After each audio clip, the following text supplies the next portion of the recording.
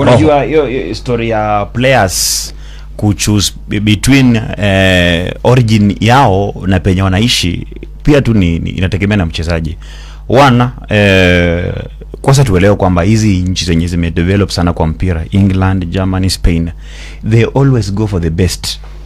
Even though iko Spain wataendea the best player, England wataendea the best the best player.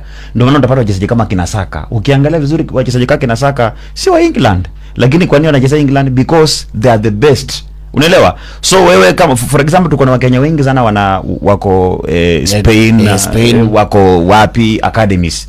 Wakiperform tu fit pop, Spain hawataruhusu watoke, watawapate anything wanataka, kama ni do watawapatia.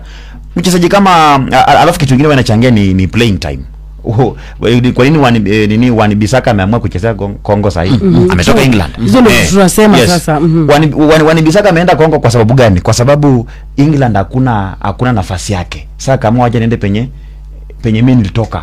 Origin babangu penye anatoka, mamangu anatoka Kongo. Ngetia alisema nini? Ngetia alisema Ghana wakiqualify World Cup ako ready, wakimuita aenda acheze. So tuna expect Ngetia aenda acheze Ghana, sababu pale England sikudanganya hana namba yake na watamuita.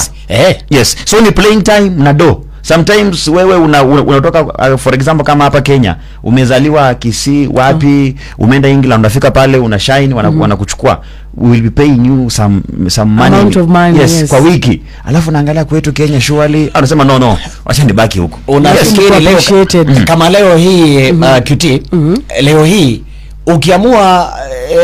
ukiamua wachezaji wote ambao chimbuko lao ni Afrika, unafikiri kutakuwa na taifa kama hakutakuwa na Ufaransa kwanza? Hakuna.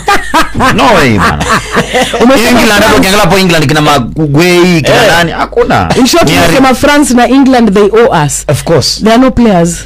Wanatu owe sisi wenyewe.